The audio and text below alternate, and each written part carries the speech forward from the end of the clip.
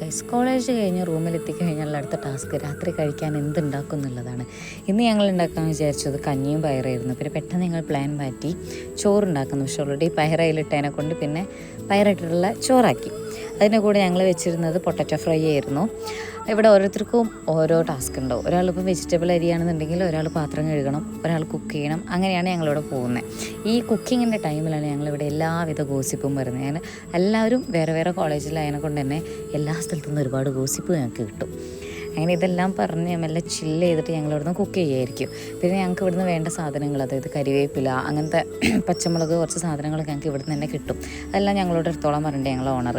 Cooking എല്ലാം കഴിഞ്ഞ് കിച്ചണെല്ലാം മെല്ലെ ഒതുക്കി പാത്രങ്ങളും കാര്യങ്ങളൊക്കെ കഴുകി ഞങ്ങൾ ഫുഡ് കഴിക്കാൻ വേണ്ടിയിരുന്നാലും അവിടെ ഇരുന്ന് കുറേ നേരം ഞങ്ങൾ സംസാരിച്ച് മെല്ലെ മെല്ലെ കഴിക്കുകയുള്ളൂ. അങ്ങനെ കിച്ചണെല്ലാം ക്ലീൻ ചെയ്ത് ഞങ്ങൾ മെല്ലെ മേലേക്ക് കയറി. അപ്പോഴാണ് അവർക്ക് മൂവി കാണണമെന്ന് പറഞ്ഞു. അങ്ങനെ കുറച്ച് നേരം മൂവി കാര്യങ്ങളൊക്കെ കണ്ടെങ്കിൽ കിടന്നു.